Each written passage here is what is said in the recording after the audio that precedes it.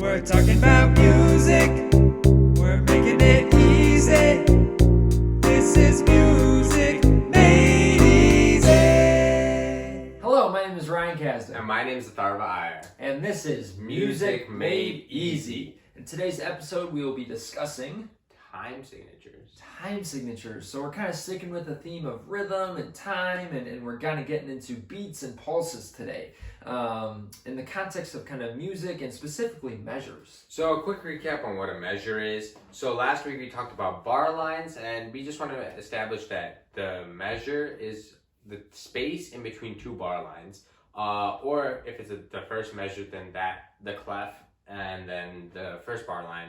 And so that measure kind of dictates how many beats. So last week we talked about the various kinds of beats and notes and where they can be placed and how much they get, but how many can be put in a measure realistically? Yeah, that's a great question, and it kind of depends. It depends actually on the time signature. There's a variety of different beats you can have within a given measure.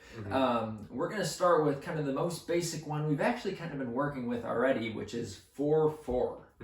And that's kind of a crazy just number to throw at you, 4/4. So we're gonna break it down. First, we're gonna establish that this number, like this, they'll kind of be top and bottom. That's kind of like a fraction, but not, you don't say it like a fraction. So 4/4, the location will be right by the clef, so at the beginning of the piece. However, just because this is the typical place to find it, is not the only place to find it. You can find it at beginnings of measures that may change the time signature throughout the piece. So the time signature will change, or can change, but not necessarily always.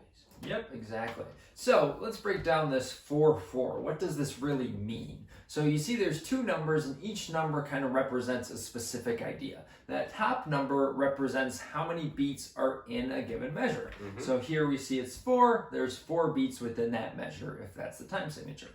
The bottom number represents what note actually gets that beat. So this is a little confusing, but we see a 4, and we associate that 4 with a quarter note. So we say the quarter note gets that beat. But what does that mean, Atharva? So last week when we talked about the various beat values, we established that a quarter note is 1 beat, a half note is 2, whole note is 4, etc., etc. However, in music that can change. In most time signatures, in most pieces, we find 4/4, and we'll discuss 3/4 and 2/4 a little later on. But 4/4 being the more prominent one, with 4 being the bottom number and the quarter note getting the beat, that means those values hold true. So quarter note is 1, half note is 2, whole note is 4, eighth note is half, 4/16 to make 1 quarter note. That same ideas that we talked about last week, that is what it is. Yeah, exactly. So we can kind of combine all these different notes that Atharva was saying to make it equal 4, and that will take up the whole measure. But within that measure, there's kind of specific beats and pulses that we feel, some strong beats and weak beats that we're going to get into now. So the strong beats and weak beats, the way they're broken up, so you have, for instance, let's say 4 quarter notes, because each quarter note is 1 beat, so you can have 4 of them in a measure, and that gets you 1, 2, 3, 4. So the strong and weak beats, how they're broken up, the first beat is the strongest beat. So 1, 2, 3, 4. Then the third beat is actually the second strongest beat. The second beat is the third strongest, and then the weakest is the last beat. So 1, 2, 3.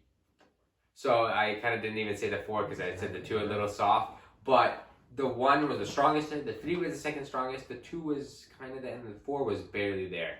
Obviously you still want to play the note, but you want to make sure that the first beat and the third beat are the primary emphasis in most classical music, at least. Yeah, I was going to say, that brings up a good point. This can change throughout the different styles of music and kind of different things you do with music. However, this is kind of the primary function of kind of strong beats on 1 and 3, kind of weaker beats on 2 and 4. But the cool thing with this beat is that we kind of feel each beat, even if some are stronger or weaker. A great way to feel it is maybe tapping your foot along to kind of each beat as the music goes by. If you're not playing or something, maybe you're snapping along. Maybe you're clapping along. Whatever you got to do physically to kind of feel that music will really help you learn time signatures. For sure. And then kind of moving away from the beats, and something we alluded to earlier was the changing of the numbers to 3/4 and 2/4. So the bottom number stayed the same. So we make sure that we know that the quarter note still gets the beat and all the values hold true. Now, since the top number changed, and the top number is representative of how many beats there are in a measure. If you go from 4 to 3, what do you think that does, Ryan? Well, when we go to 3, now there's 3 beats in that measure. But still, the quarter note gets the beat, and that's kind of how 3/4 works. So here's actually some examples of what you might see in your music if you were to play 3/4. You can see that there's a variety of different note values, but they all equal to 3 beats since it's 3/4. And then doing the same thing for 2/4. So 2/4 means that there's 2 beats in a measure with the quarter note getting the beat. So you'd have just 2 beats, and kind of the beat feels how this works going back to 3/4. It'd be strong, weak, weak, strong, weak, weak. So kind of like a waltz. Not kind of, it actually is most representative and found commonly in a waltz. And then 2/4. So 1, 2, 1, 2, 1, 2. Having the emphasis on the downbeat and the weaker beat being the 2. That's another commonly found feel and time signature. Exactly. Now, what if we actually change that 4? If we change that bottom number and let's make it an 8. So an 8, why an 8? Well, the 4 represented the quarter note, and 8 is actually going to represent an 8th note. So we're changing what note gets the beat. Now we have the 8th note getting the beat. So let's take a look at this time signature, which is 6/8. We see that the top number is 6, so there's 6 beats in that measure, and the 8th note gets the beat. So this would be more of kind of dot, dot, dot, dot, dot, dot, 1, 2, 3, 4, 5, 6. And you kind of see it relies heavily on that kind of 1 and then 4 beat. 1, 2, 3, 4, 5, 6. This kind of push and pull, a little balance to it. And here are some commonly found rhythms in 6/8.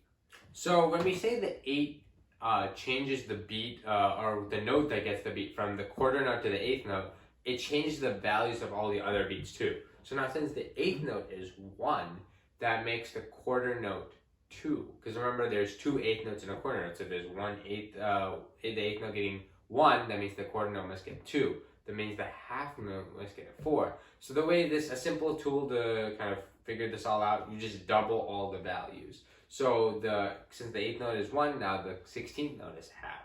And then the 32nd note, something we haven't talked about yet, but that's the next step below the 16th, is now going to be that 4 you need to make the 1. So with that being the case, let's change the top number again. What if it becomes 9/8? Yeah, so let's switch it to 9/8. Now we have 9 beats in the measure, but like I thought we were saying, everything's working the same way in terms of the note values because that 8 is still the same. That's still the foundation. The 8th note is 1.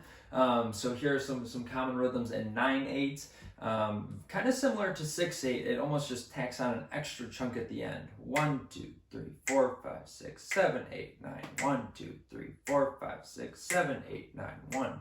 So you can kind of feel there's kind of 3 parts to it. Dot, dot, dot, dot, dot, dot, dot, dot, dot, dot, and then over again. Primarily on the 1, the 4, and the 7 there.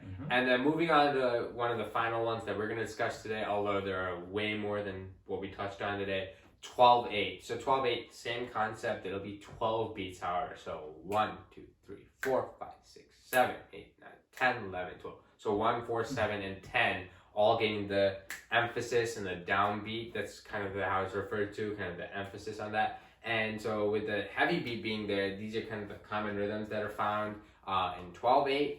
And this is kind of what we had to do today. Just a quick recap. So we drew an example and we explained kind of what the top and bottom note were when we showed it up on screen here. And we notated and informed you guys that the top note means how many beats there are in a measure, and the bottom note is what note gets the beat, I should say. Yep, and we talked about kind of the location of the time signature, how it kind of shows up near the clef, kind of your beginning of the music, and that will set it for the whole piece unless it changes, I should say. So if it changes, that then appear kind of at the beginning of a measure, very similar to that very first measure by the clef, and then it will be that for however long. And there's a bunch of different time signatures we went over. And so the most common one is the 4/4 with the 4 beats per measure and the quarter note getting the beat, and kind of the emphasis we went over. So strong, semi-weak, semi-strong, weakest. So kind of that, following that pattern. And so we talked about that for 3/4, 2/4, 6/8, 9/8, and 12/8. So if you have any questions regarding those time signatures, please go back to the video and rewatch it so you can get kind of the emphasis and the feeling and the number of beats they have. Yep, exactly. It's really important to kind of feel it and tap along with it, just kind of get that internal sense of pulse kind of in your head. And that will help you a lot in your musical journey. For sure. So this was time signatures, guys. If you have any questions, please leave them down in the comment section below. Like and subscribe as always. Thank you guys so much. Awesome. See you later. Bye, guys. We're talking about music. We're making it easy. This is music.